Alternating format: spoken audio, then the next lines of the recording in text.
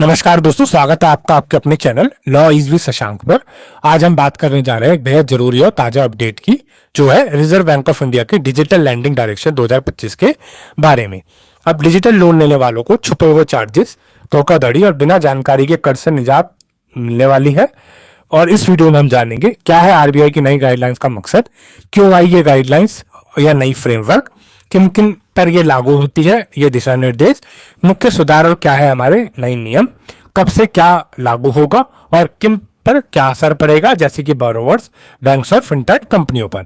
तो दोस्तों, वीडियो को पूरा जरूर देखें, क्योंकि ये जानकारी आपको न सिर्फ बेहतर वित्तीय फैसले लेने में मदद करेगी, बल्कि आपको डिजिटल लोन की दुनिया में भी सुरक्षित रखेगी।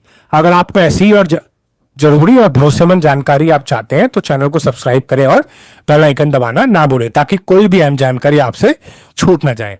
तो दोस्तों, वीडियो शुरू करने से पहले मैं आपको बताना चाहूंगा, वीडियो में जो जानकारी ली गई है उसका रेफरेंस और क्रेडिट आरबीआई नोटिफिकेशन मई 2025 है, legality Vinod Kothari, legality simplified और RBI press release and FAQ को देना चाहूंगा, और इनका लिंक डिस्क्रिप्शन में भी दिया है।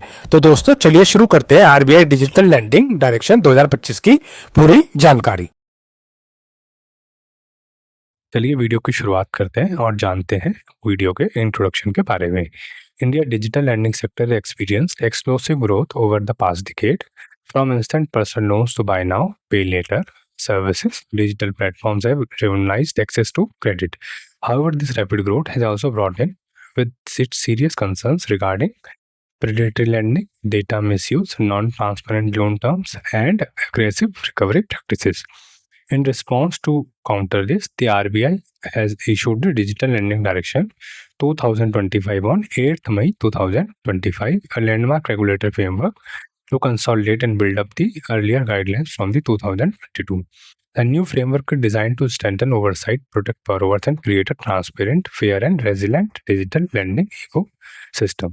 तो जैसे कि आप लोग जानते हैं कि प्रीवियस कुछ ईयर्स में जो डिजिटल लैंडिंग सेक्टर जो है एकदम से बूस्ट किया है ना। बहुत सारी आपकी ऐप्स आ गई हैं जिसमें आप पर्सनल लोन्स आपको मिलने लगे हैं और आप पे लेटर सर्विसेज आपको मिलने लगी है। डिजिटल प्लेटफॉर्म बेसिकली आपका काफ़ी जो है ना, मतलब इंक्रीज हो गया है, बहुत सारी ऐप्स आपको आ गई हैं। ठीक है, जिस कारण से एक अच्छी चीज़ तो ये है कि मार्केट में कॉम्पिटेंटनेस रहेगी, बट उसमें होता क्या है कि कुछ कंपनीज के बारे में जैसे आपने भी सुना होगा कि वो बेसिकली आपका काफ़ी सारी नॉन प्रैक्टिसेस फॉलो करती हैं। ठीक है, तो उसमें इशू क्या होता है, जो बरोवर होता है उसको एक तो देखिए डेटा मिसयूज का इशू होता है, नॉन ट्रांसपेरेंट लोन टर्म्स होते हैं, कुछ पता नहीं होता, सिर्फ ऐप्स में आपको क्लिक करके चलना होता है आगे, है ना। अगर ऐसे रिकवरी प्रैक्टिसेस आपको होती हैं, आप एक या दो ईएमआई आप एक बार आपने ड्यू पेमेंट नहीं करी तो एकदम से जो है वहाँ पे प्रॉब्लम क्रिएट हो जाती है, फिर आपका प्रेडेटरी लैंडिंग हो जाती है। तो ये सारे कंसर्न जो थे वो आपके क्रिएट हुए थे। तो इसी को काउंटर ऑफ करने के लिए आरबीआई ने 8 मई 2025 को आपका न्यू जो लैंडिंग थी डिजिटल डायरेक्शन वो आपकी मतलब क्रिएट करी, जो 2022 से ज़्यादा स्ट्रिक्ट थी। ठीक है, तो इसको देखिए बेसिकली न्यू फ्रेमवर्क को लाने का जो बेसिकली मेन मोटिव था वो था बोरोवर को प्रोटेक्ट करना। ठीक है, जो रेगुलेशन को और थोड़ा स्ट्रेंथन करना और ट्रांसपेरेंट, फेयर, रेजिडेंट जो इकोसिस्टम है लैंडिंग डिजिटल इकोसिस्टम उसको जो है बेहतर बनाना। ठीक है, तो उम्मीद करता हूँ कि आपको एक इंट्रोडक्शन समझ में आया होगा। तो चलिए आगे जानेंगे इस डिजिटल डायरेक्शन से जुड़े हुए और कुछ पहलू। चलिए आइए बात करेंगे अब बैकग्राउंड के बारे में कि जो न्यू फ्रेमवर्क है उसकी ज़रूरत क्यों पड़ी। तो डिजिटल लैंडिंग जो था प्रीवियस वाला, ठीक है, उसमें जो गवर्न होता था आपका वो एडवाइजरी और सर्कुलर से आपका गवर्न होता था। ठीक है, लेकिन जो 2022 की जो गाइडलाइन थी वो आपका फर्स्ट स्टेप था toward the regulating lander service provider को और डिजिटल लैंडिंग ऐप्स को। ठीक है, और उसका जो बेसिकली गैप्स जो था वो आपका रिमेन सेम रहा। उसमें क्या क्या जो सेम रहा था उस गैप्स में, अनरेगुलेटेड थर्ड पार्टी इन्वॉल्वमेंट होता था, नॉन स्टैंडर्डाइज बोरोवर डिस्क्लोजर होते थे, अनएथिकल कलेक्शन मेथड होते थे, ऑटोमेटिक क्रेडिट लाइन इंक्रीज होता था और absence of a unified compliance framework होता था। ठीक है, तो ये सारे के सारे आपके 2022 गाइडलाइंस में भी ये सारी चीज़ें लैब्स थे और एक गैप्स जो था आपका क्रिएट था। LSP means lending service provider के इसमें और डिजिटल लैंडिंग ऐप्स में। ठीक है, तो इन सबको जो 2025 की जो डायरेक्शन आई है उसमें ना सबको जो है कंसोलिडेट किया। ठीक है, इनको इम्प्रूव किया गया, बल्कि न्यू बाइंडिंग मेजर्स जो है वो क्रिएट किए गए हैं।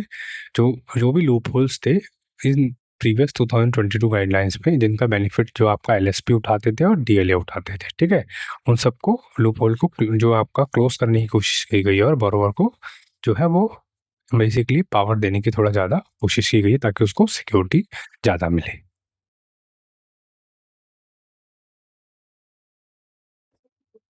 अब हम जानेंगे जो लैंडिंग डायरेक्शंस है उसके स्कोप और एप्लीकेबिलिटी के बारे में, ठीक है।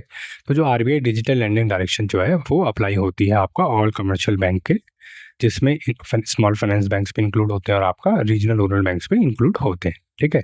दूसरा आपका ऑल कोऑपरेटिव बैंक्स इसके अंदर इंक्लूड होते हैं, सारी एनबीएफसी इसमें इंक्लूड होती है। एनबीएफसी के अंदर जो हाउसिंग फाइनेंस कंपनीज है वो भी इसके अंदर इंक्लूड होती है डिजिटल डायरेक्शन के अंदर, ठीक है। तो उसी जो आपका पांचवा पॉइंट है वो है लैंडिंग सर्विस प्रोवाइडर इसमें आते हैं और उनके एसोसिएटेड रेगुलेटेड एंटिटीज भी इसके अंदर आपकी कवर होती है, ठीक है। तो ये आपका एप्लीकेबिलिटी होगी, ये किन किन के ऊपर ये एप्लीकेबल होगा। दूसरा स्कोप देखते हैं कि ये स्कोप जो है इस डायरेक्शन का कहाँ कहाँ होगा।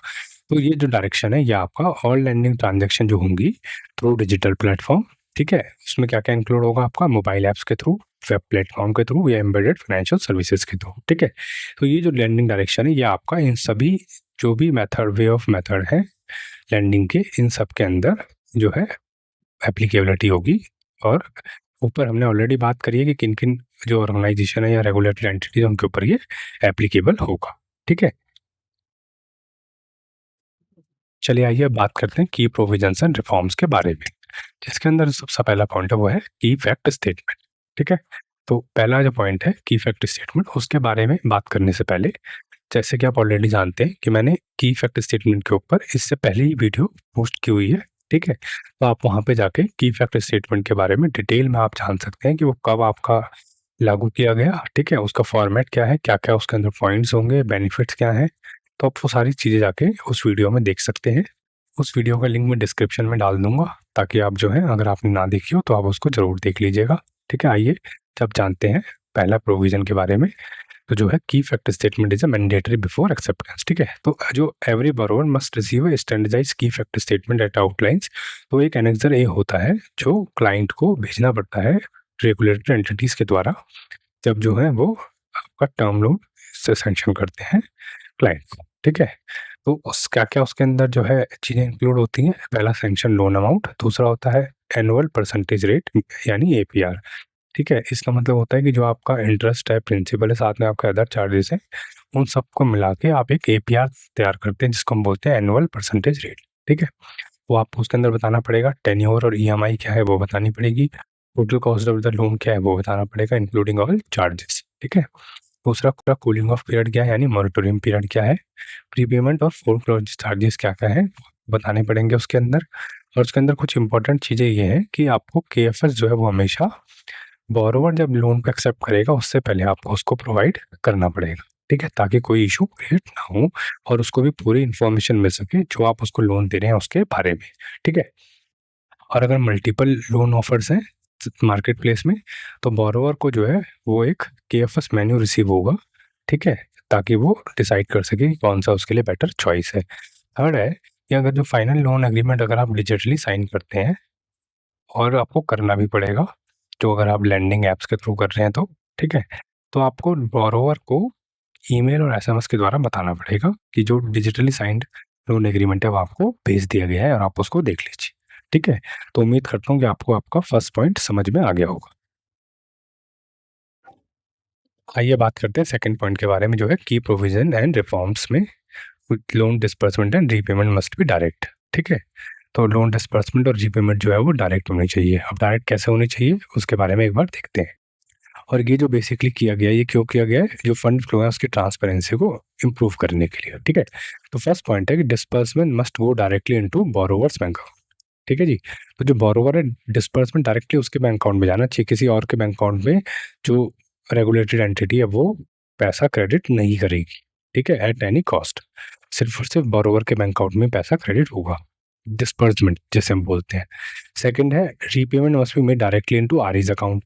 सेम बोरोवर भी जो पैसा जमा करेगा अपनी ईएमआई वो करेगा सिर्फ और सिर्फ जो आरईज है उनके ऑफिशिएट अकाउंट के अंदर, मतलब ऑफिशियल जो उनका अकाउंट हो उसी में, किसी भी पर्सनल अकाउंट में वो पेमेंट नहीं करेगा, ठीक है। Third point no third party और एलएसपी अकाउंट में भी use except for approved co lending arrangement. ठीक है, तो अगर किसी कंपनी ने कोई अपना जो है पोर्टल क्रिएट किया हुआ है पेमेंट के लिए तो बात दूसरी है, अदरवाइज जो है कोई भी थर्ड पार्टी और एलएसपी अकाउंट यूज नहीं होगा किसी भी पेमेंट के लिए। ठीक है, तो ये सब जो चीज़ें हैं ये सब लाने का जो है आरबीआई का मकसद क्या था? आरबीआई का मकसद था इसको जो भी एलिमिनेट करना ओपेक फंड फ्लोज को और इम्प्रूव ऑडिटेबिलिटी को इंक्रीज करना। बेसिकली जो फंड फ्लो है उसको आपको ऑथेंटिकेट करना ताकि कोई भी कहीं पे भी फ्रॉड होने के चांसेस ना रहे। ये आरबीआई का मेन मकसद था, जो भी आपका डिस्बर्समेंट रिपेमेंट है उसको डायरेक्ट करने का। ठीक है, उम्मीद करता हूँ आपको ये समझ में आया होगा। ये प्रोविजंस और रिफॉर्म्स का थर्ड पॉइंट देखते हैं जो है no automatic credit line enhancement.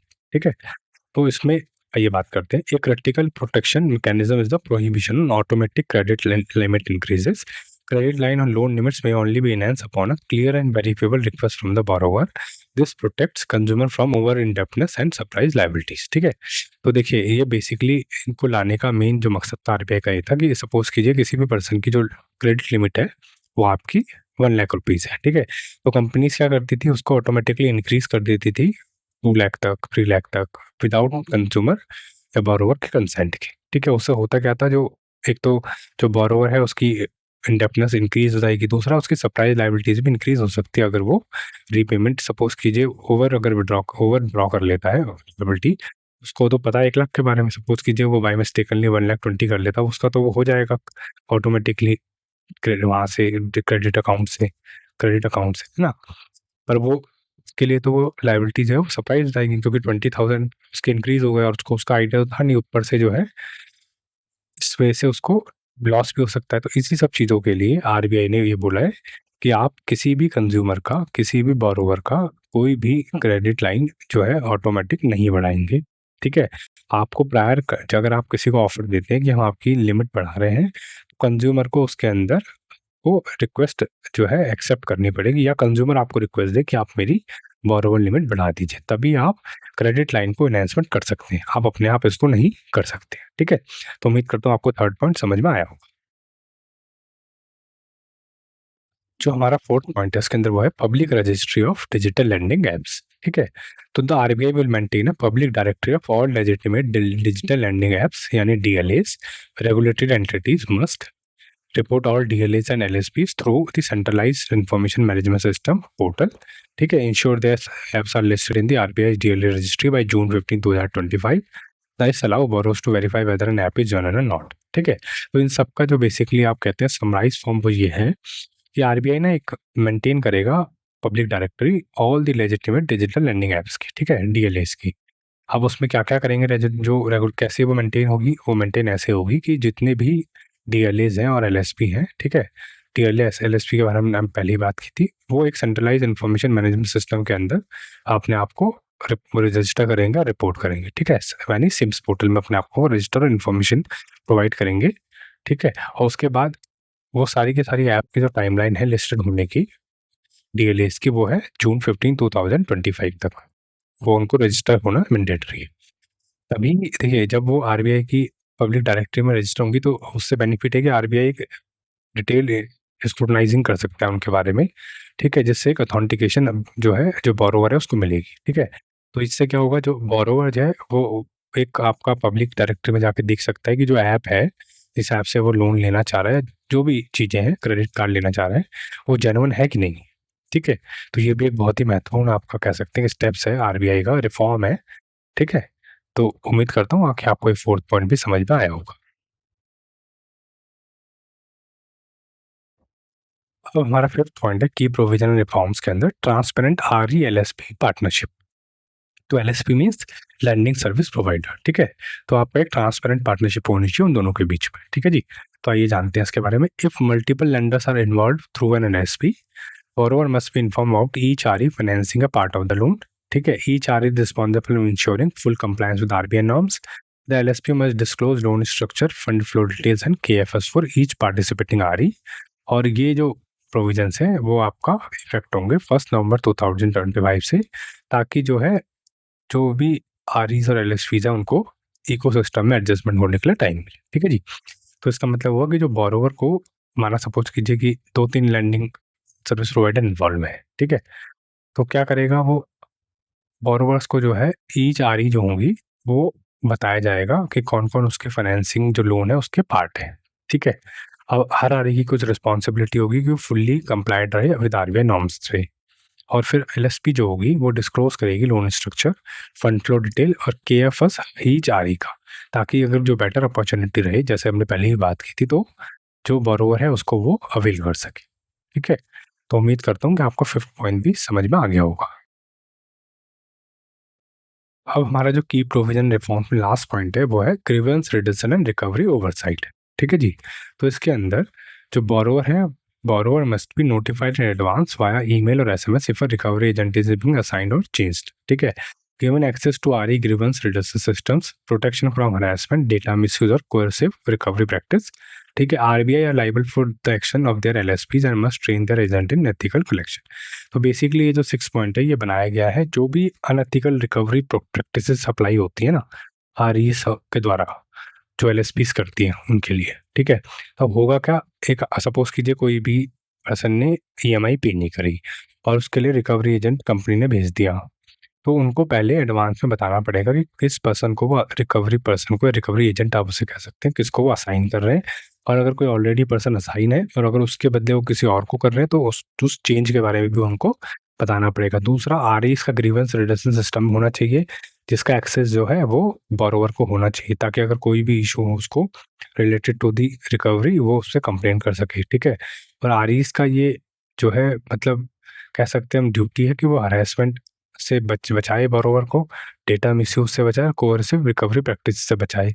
साथ साथ इस लैंडिंग प्रैक्टिस के अंदर भी इन सब तीनों चीज़ों से जो है आरईस को बचाने की, आरईस से बचाने की कोशिश की गई है बोरोवर्स को, ठीक है जी। और इस सब जो भी लाइबल होगा एक्शन के लिए एलएसपी के, वो कौन होगा, आरई लाइबल होगी। तो आरई इन सब एलएसपी के एक्शन के लिए लाइबल होगी और उनको जो एलएसपी को और आरईस को ये बेसिकली मतलब कहा जाता है कि वो अपने जो एजेंट्स हैं उनको ट्रेन करें ताकि जो है एथिकल कलेक्शन हो सके, मतलब अनएथिकल कलेक्शन ना हो और कोई भी बिहेवियर इशू ना हो बोरोवर्स के साथ, ठीक है। तो उम्मीद करता हूँ कि आपको जो की प्रोविजन रिफॉर्म्स थे 6 पॉइंट्स आपको समझ में आ गए होंगे, जो हमने 6 के 6 पॉइंट बात करे। अब हम बात करेंगे कंप्लायंस टाइमलाइन के बारे में। अब हम बात करेंगे कंप्लायंस टाइमलाइंस के बारे में, ठीक है। तो आइए देखते हैं। जो डीएलएज होंगी वो रिपोर्ट करेंगी सिम्स पोर्टल के थ्रू, कब तक, जून 2025 15 तक, ठीक है। 15 जून 2025 तक डीएलएज जो है वो सिम्स पोर्टल में रिपोर्ट करेंगी, ठीक है। मल्टीपल लैंडर प्लेटफॉर्म प्रोविजंस जो है वो कब से लागू होंगे, नवंबर मई 2025 से, ठीक है जी। और full implementation of KFS and consent rule कब से चालू हो गया है, वो 8 मई से ही चालू हो चुका है जब से वो लागू हुआ है, ठीक है। तो ये तीनों जो चीज़ें थी ये टाइमलाइंस के बारे में हमने बात करी है कि कौन कौन सी टाइमलाइंस किस किस डेट पे वो एप्लीकेबिलिटी होगी। उम्मीद करता हूँ कि आपको ये समझ में आ गया होगा।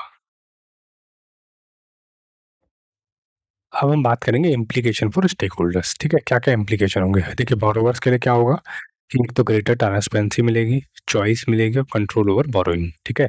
क्योंकि हर जो आ रही है उसको हर एलएसपी के डिफरेंट डिफरेंट आपके जो है केएफएस देने पड़ेंगे, तो उनके पास चॉइस रहेगी, ट्रांसपेरेंसी भी उनको बढ़ेगी, ठीक है। और कंट्रोल जो है बोरोइंग के ऊपर भी वो आएगा, ठीक है जी। सेकंड, हिडन चार्जेस से उनको प्रोटेक्शन मिलेगी और एग्रेसिव प्रैक्टिस जो है उससे भी उनको जो है वो मदद मिलेगी। Third, access to verified lending platforms, क्योंकि आरबीआई जो है पब्लिक डायरेक्टरी मेंटेन करेंगे तो उससे उनको बेनिफिट रहेगा ये देखने में कि कौन कौन सी कंपनी जो है वो एप्स जो है वो वैलिड है और कौन, ठीक है, कौन कौन सी नहीं। अब रेगुलेटेड एंटिटीज और एलएसपी के लिए क्या क्या रहेगा, हायर कंप्लायंस बर्डन बढ़ेगा, ठीक है। बट उससे क्या होगा, ट्रस्ट भी इंक्रीज होगा इकोसिस्टम में, क्योंकि जितना ज़्यादा आप कंप्लायंट होंगे उतना आपका ट्रस्ट जो है इशू खत्म होगा बॉरोवर के साथ। दूसरा, need for digital upgrade to support e signing and KFS generation, ठीक है। क्योंकि आपको डिजिटल जो है साइंड आपको देना पड़ेगा फाइनल लोन एग्रीमेंट क्लाइंट को थ्रू ईमेल और एसएमएस के द्वारा बताना पड़ेगा, तो आपको ई साइनिंग और केएफएस जनरेशन के लिए डिजिटल अपग्रेड को अपना इंक्रीज करना पड़ेगा। थर्ड है, लीगल अकाउंटेबिलिटी भी बढ़ेगी फॉर आउटसोर्स पार्टनर के लिए, सबके लिए, क्योंकि उस आरईज ही उनके लिए लाइबल होगा, ठीक है ना। तो इसलिए आरईज जो है उनके ऊपर प्रेशर क्रिएट कर सकता है कि वो अपना जो वर्क है वो बड़े आसान से करें, ठीक है। अब फिनटेक इंडस्ट्री स्पेस का क्या बेसिकली इम्प्लीकेशन होगा, देखिए, इनकरेज रिस्पॉन्सिबल इनोवेशन, अब वो इनोवेशन करें, इनकरेज करें, ठीक है, ताकि नई नई टेक्निक्स को वो इन्वॉल्व करें। दूसरा, क्रेडिबिलिटी क्रिएट करें डिजिटल लैंडिंग के लिए, ठीक है, ताकि जो है बोरोवर्स में और जो कंपनीज है उनमें ट्रस्ट क्रिएट हो, और डिफरेंट कंप्लायंट प्लेयर्स को लाए ताकि जो है ताकि मार्केट में कॉम्पिटेटिवनेस भी बढ़े। ठीक है, ऐसा ना हो कि एक और दो ही सब पर्सन हैं वही वो सारा काम कर रहे हैं। उससे क्या होता है कि जो है मार्केट में कॉम्पिटेटिवनेस नहीं आता और वो अपना मोनोपोली क्रिएट कर लेते हैं। ठीक है, तो ये फिनटेक इंडस्ट्रीज को देखना है ये सारी की सारी चीज़ें करनी। ठीक है, तो उम्मीद करता हूँ कि आपको बोरोवर्स के पर्सपेक्टिव से, रेगुलेटरी एंटीज और एलएसपी के पर्सपेक्टिव से और फिनटेक इंडस्ट्रीज के पर्सपेक्टिव से भी क्या क्या इंप्लीकेशंस है वो आपको समझ में आ गए होंगे। तो देखिए, उम्मीद करता हूँ कि आपको जो मैंने सारी चीज़ें बताई हैं आपको समझ में आई होंगी अब तक डिजिटल लैंडिंग प्रैक्टिसेस के अंदर। तो अब देखिए, कंक्लूजन के बारे में अगर इसकी हम बात करें तो जो भी हमारी लैंडिंग प्रैक्टिसेस जो गाइडलाइन है 2025, ठीक है, वो आपका बेसिकली हम कह सकते हैं कि डिजिटल क्रेडिट रेगुलेशन को अप्रोच को बेसिकली आपका एक बहुत चेंज करने का बड़ा अच्छा एक इनोवेशन है। ठीक है, पाइवेटल शिफ्ट होगा उससे। इससे होगा क्या, बोरोवर को प्रोटेक्शन मिलेगी, डिस्क्लोजर जो है एंटिटीज़ को ज़्यादा देना पड़ेगा, एथिकल प्रैक्टिस आपकी बढ़ेंगी डिजिटल लैंडिंग के टूवर्ड्स, और आरबीआई को laying the ground work for secure, inclusive and innovation friendly financial ecosystem. ठीक है, उससे क्या होगा, सारी आरबीआई ने ये बड़े अच्छे प्रैक्टिसेस फॉलो करी इन सब चीज़ों को क्रिएट करके, तो उससे होगा क्या, जो अगर डिजिटल लैंडिंग ऐप्स जो है अगर उसको फॉलो करेंगे तो उससे सिक्योर, इंक्लूसिव और इनोवेशन फ्रेंडली फाइनेंशियल इकोसिस्टम भी मार्केट में क्रिएट होगा। ठीक है, तो देखिए इसका ओनर्स किसके ऊपर होगा, ओनर्स इसका बैंक्स के ऊपर, एनबीएफसी और फिनटेक्स फर्म्स के ऊपर होगा कि वो इसको जो है इंक्रीज करें, चैलेंजेस की तरह इसको लें। ठीक है, ताकि जो है ट्रस्टवर्दी फाइनेंशियल जो है इंस्टीट्यूशन और लैंडिंग इंस्टीट्यूशन जो है वो मतलब दिखाई दे बोरोवर्स को। ठीक है, जस्ट सिर्फ एक लैंडिंग ऐप्स के थ्रू ना दिखाई दे भाई, कि ताकि कोई सिर्फ और सिर्फ जब मजबूरी किसी की हो तभी वो अप्लाई करे, अदरवाइज जो है वो उसको मतलब इग्नोर ही कर दे। ठीक है, तो उम्मीद करता हूँ कि आपको ये सारी चीज़ें समझ में आई होंगी। तो आज के लिए इस वीडियो में इतना ही। तो दोस्तों, ये थी पूरी जानकारी आरबीआई की डिजिटल लैंडिंग डायरेक्शन 2025 के बारे में। हमने इस वीडियो में जाना इस नए फ्रेमवर्क की जरूरत क्यों पड़ी, किन संस्थाओं पर यह लागू होगी, कौन कौन से नए नियम लाए गए हैं और इसका असर बोरोवर, बैंक्स और फिनटेक कंपनियों पर क्या पड़ेगा। आरबीआई का यह कदम न केवल डिजिटल लोन प्रक्रिया को पारदर्शी बनाएगा बल्कि बोरोवर्स की सुरक्षा और विश्वास को भी मजबूत करेगा। अगर आपको यह जानकारी उपयोगी लगी हो तो वीडियो को लाइक करें, अपने दोस्तों के साथ शेयर करें और हमारे channel law is with Shashank को सब्सक्राइब करना ना भूलें और बेल आइकन भी जरूर दबाएं ताकि ऐसी महत्वपूर्ण अपडेट्स आपको समय पर मिलती रहे। तो दोस्तों, मिलते हैं आपसे अगली वीडियो में एक और नए महत्वपूर्ण विषय के साथ। धन्यवाद और सीखते रहिए, समझते रहिए लॉ इज विद शशांक के साथ।